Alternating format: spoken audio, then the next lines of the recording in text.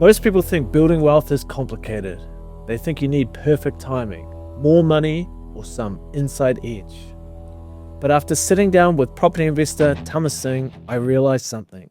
It's not that people don't have access, it's that they're missing a few key decisions that completely change the outcome. Because in New Zealand right now, the gap between people who move and people who wait is getting wider every year. So in this conversation, I wanted to break that open. Tama, most people say they want to invest. What are they actually doing instead? Well, they might be spending their disposable income on things that don't matter. You know, they might be either working too hard at their full-time job to gain the knowledge or learn more of the knowledge so they know what to invest in. And some of them might be following bad habits that they've been taught from their family. That's one of the ones that's not talked about enough. Yeah, I think it is definitely a Kiwi thing to play the blame game. Like, the reason I'm not wealthy is because of this, because of this, because of this. Are like Kiwis just lazy? A lot of them are, to be honest. You know, there's this thing now that technology, right, has basically made people addicted to their phones, and they're comparing their lives to others. And, you know, they're not, hard work has gone out the window. And then if you're following the trend online, it's quite depressing, the mood, where people are giving up and they're like, what's even the point now? And there's a huge shift, especially of middle class that just hate the wealthy, and they're not turning their mindset to be like, I just want to learn the tricks of the wealthy and be on that side. Because at the end of the day, whether you complain or not, you're just going to stay on your side regardless, and no one's going to be out there to help you but yourself. Well, what is the magic fix to get you away from this 9-to-5 middle class kind of mayhem of dropping the kids at school, doing the reports for work, and then waiting for the weekend, to saying, shit, I want to have 5 properties by the time I'm 50 so that I don't have to listen to anyone if I don't want to?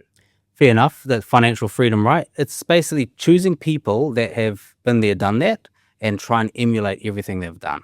Go follow them on social media, watch the videos they've done, watch the podcasts, you know, message them, try and tee up meetups with people that are like-minded and learn from their mistakes.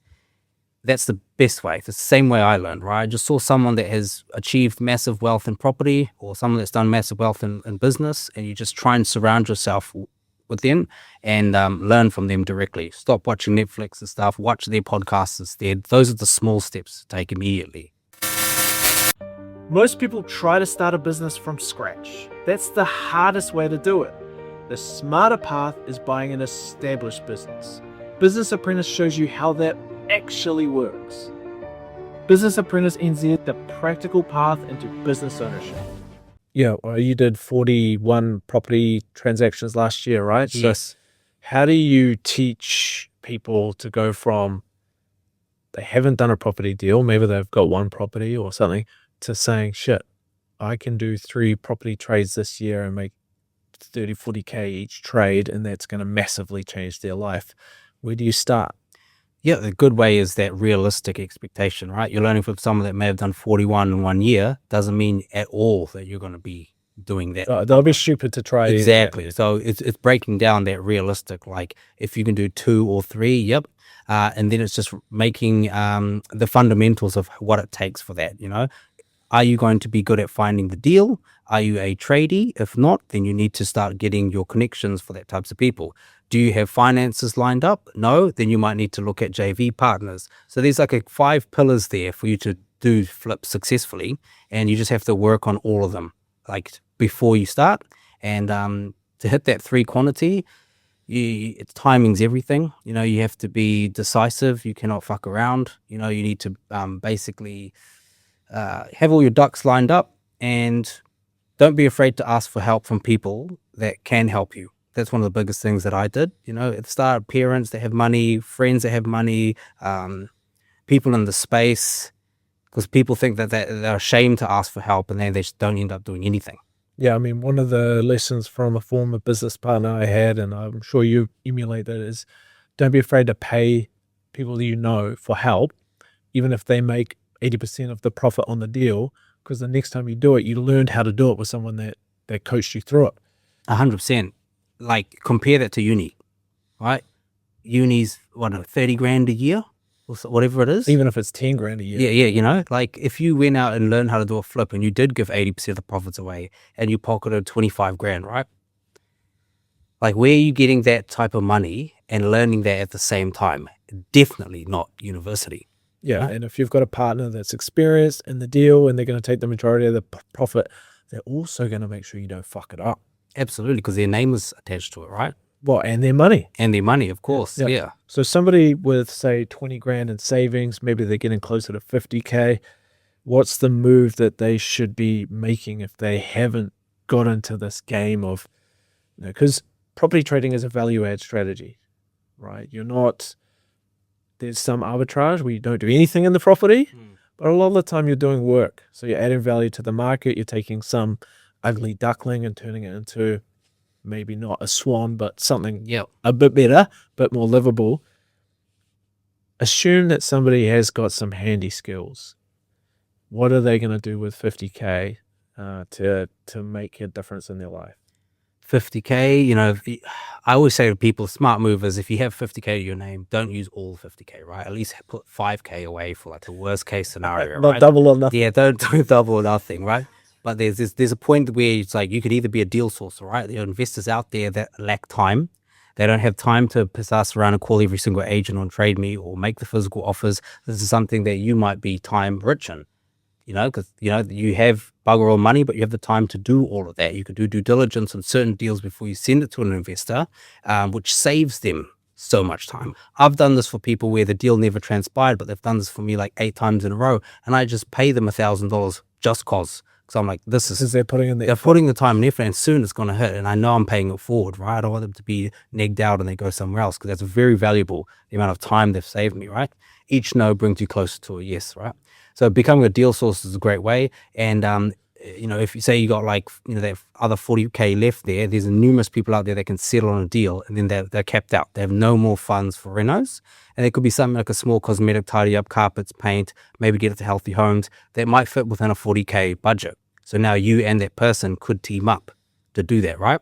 Yeah, well, some of these properties are not sellable because of the Healthy Homes issues. Yes. And if you can get that done, then it adds a lot of value. Absolutely, you know, and negotiating, getting early access, doing it all, having it ready before you guys even need to settle, maybe lining up a buyer, you know, there's numerous options. I think people just don't understand the power that a sale and purchase agreement has compared to someone that's done hundreds of flips compared to a first home buyer, right?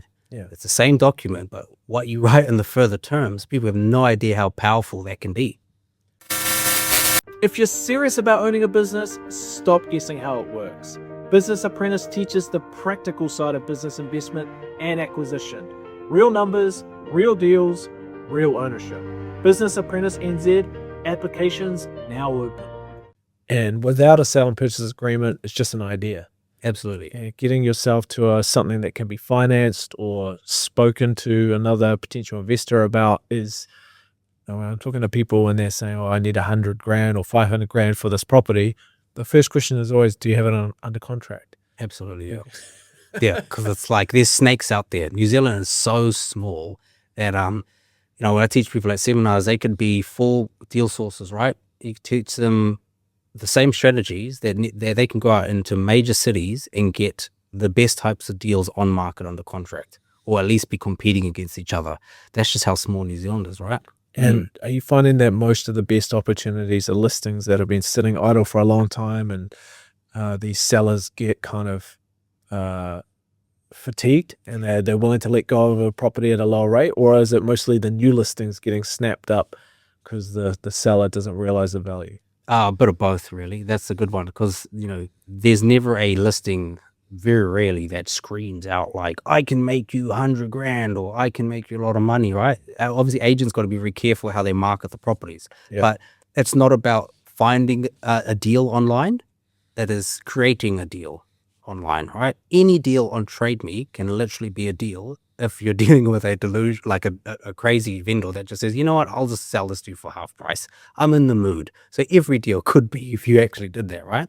So you have to make the deal. You have to create the yield, add the value, add the clauses, the timing of the property, the transaction. All this can make it bring the benefits for another buyer or for yourself, right? And what are you seeing with these new granny flat rules. There's new healthy homes standards. What are some of the hacks that people are using to add value at the moment? Yeah, so the minor dwelling one's a very good one. So this is where you want to have some people in your pockets already that you've maybe had a coffee with, maybe an architect, a planner, and they can analyze a property immediately once you have it under contract. Gives you the idea that, it's plausible or not. Builders to give you quotes, connections with, say, people that can build tiny homes, and know each council's required land size. The other thing is just having builders that can do quick, fast, tidy turnaround renos. Yep. So if somebody's looking to get into the investment game, where should they find you? At Tama Singh on Instagram, or just the InvestorPro.co.nz website. Yeah, you're a good follow on Instagram, so I can have a little laugh at some of the stuff you post there. Yes, gotta. Appreciate your insights today, man. Awesome. Thanks, Andrew. If you've watched this and you're still waiting, just understand this. The market doesn't wait. Opportunities don't wait. And the people who build wealth, they're not the ones with perfect timing. They're the ones who move while everyone else is still thinking. If you got some value from this, subscribe, because this channel is about one thing: clarity and execution.